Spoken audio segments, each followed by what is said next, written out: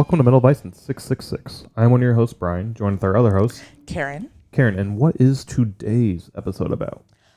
Today we're going to talk about Ratt's Underground Yeah. in Des Moines. Yeah, so let's start the timer and jump on in. All right, so Ratt's Underground. This is in Merle Hay Mall.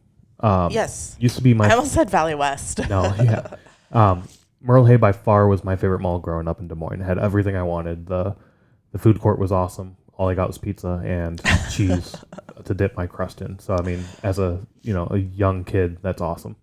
They had a great arcade, Laser X, no longer there. This mall is basically a shell of what it used to be. It's bare bones. There's really nothing in there. It's kind of depressing. But they're revamping it, hopefully, and it's going to be revived. So. Yeah, hopefully. But now one of the things that's there is Ratt's Underground. Yep. This is down in the little dip section. So the little dip section. Yeah, I know what you mean. So at the food court, if you would walk around, it sort of like makes a big U, and you would go down, and there was like this. You go down these like ramps. Not ramps. Yeah, you go down a ramp and then up to the other side of the mall. Yeah. So it's not. I mean, it is kind of 2-story, but it's only for that little section. Well, I guess it is 2-story because there's a bowling alley underneath. Yep. But in that little section, there was like a few stores underneath. Yeah, and the little ramp. Growing up, there used to be a giant fountain there that's no longer there. I feel like I remember Santa Claus. Was Santa Claus right there? I don't think there, but I don't know. Okay. But anyway, that's where Ratt's is down in this little area. It's Ratt's Underground, and it's in the underground sort of section of Merle Hay, which is kind of cool, I think. But we've been in there before, and we stopped in this time again. And when you first walk in, there's just T-shirts all over the place. Yes. Band T-shirts, jerseys, jackets, hats, all this sort of music and sports memorabilia stuff all over the place. Yeah. Mainly music, but still, like, sports is the hats and jerseys and stuff, mainly. Yeah. Very collector's friend. I like a collector's. It feels like paradise, sort of thing. We ended up talking to a guy. He's like, "Can I help you find something?" And we're like, "Do you have Slipknot shirts?" Because I got rid of my old Slipknot from Volume 3 tour.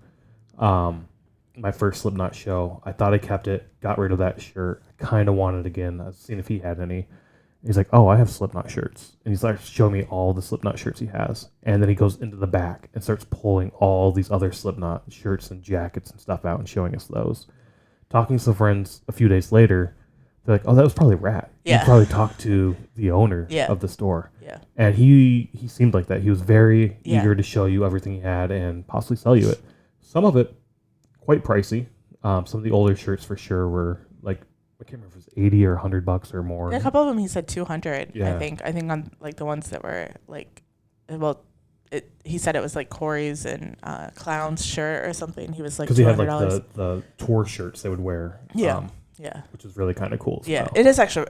The stuff he had was really, really cool. Yeah. And so that's like room 1. Yeah. And then there's also patches along the walls and other cool things. And then there's a case in the middle that has a whole bunch of memorabilia, like pics and VIB patches or badges and stuff. I can't remember what was on the other side though. There's a lot of stuff in there, like you said, memorabilia items. And like shirts and stuff are hanging from the ceiling and everything. It's full. It's full of stuff. And then if you cross there, like right around there, there's a door into the other half of the store, and the other half is mainly why we went there: records and CDs and cassettes and more memorabilia stuff. Yeah. Signed drum heads, drumsticks and picks and stuff all over the place. There's a whole bunch of display cases with a whole bunch of memorabilia, like signed pictures, album covers, and like just a whole bunch of shit all over the place. Yeah. Is all that stuff for sale? I assume in so. Those cabinets I'm assuming and stuff? everything is for sale, and you just. I'm sure for a price. If it doesn't have a price tag on it, you just make an offer and it's there. Yeah. The back corner, bunch of old Playboys and Hustlers you could buy. But also right around that area, a bunch of other magazines, like old magazines. Yeah. Oh, he had a whole bunch of books too. Books, like there's so much shit in this store that's so cool. Yeah. I could easily spend hours in there looking. Yeah. I mean, we did probably spend an hour. We probably or more. did, yeah. That back little room has a whole bunch of pictures and signed stuff. A lot of stuff that he said isn't for sale anywhere, so it's only like at his shop. Yeah. So. But you ended up getting some records there. Yep. I don't think you got anything for Karen's pick. No, I just got I got Stone Sour and Till Lindemann. Okay. Were those the only two we got? Yeah, Okay. that's all we got there. I know after spending so much time there, that's all we got.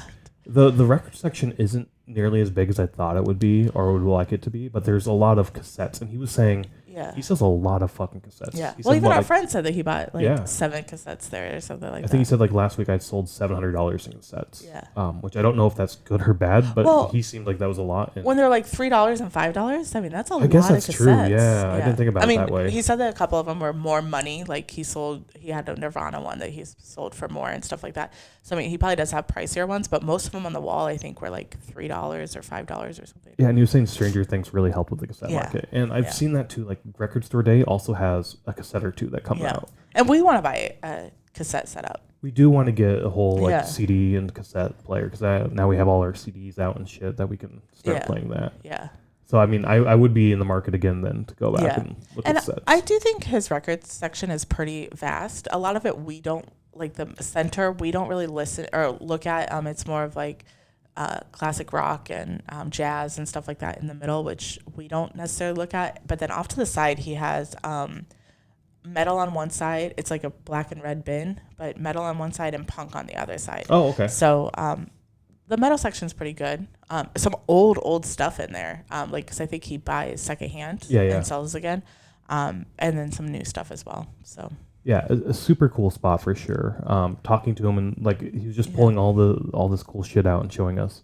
Apparently, he has a master copy of one of Stone Sour's albums that could be Corey's, which is really cool to see. Yeah. And he gets a lot of this stuff from like garage sales or like people find it and stuff like that. People bring like, it in to sell to him because we were asking like, how do you get all this shit? And it's like I find it and people bring it in to sell to me. Yeah, like a lot of the drumsticks I'm sure are from people who. Oh, I bet. Get them from the concerts and stuff. If people don't want that. Like, what am I going to do with the drumstick? Like, I want one. I want one, but it's just going to sit on my shelf. But if I get two, I don't need two, right? Oh, I would probably keep two. I probably would too, but I mean, so in my mind, sorry, we're going to run out of time just from this thought, but in my mind, if you got one in high school and then say your dad was cleaning up his house or selling his house. Sorry, not cleaning up his house, selling his house and finds it. He's just going to be like, I was thinking more of like a fan who got it and was like, I would rather trade the drumstick for a vinyl. Possibly like, that. Yeah. Now we're at time, but we'll make this trade type thing. Yeah, possibly. I guess in my mind, it's more like at a garage sale, like somebody's selling it and it'll be like, my kid got this. So anyway, it's a really super cool spot. It used to be in Newton apparently. Yeah. Where we met. Worked. Yeah. And now it's at Merle Hay, and it's a really cool spot. I definitely like this place. So if you go to Des Moines, check it out. So it's at Merle Hay Mall. Definitely worth it for sure. Yeah. Bye.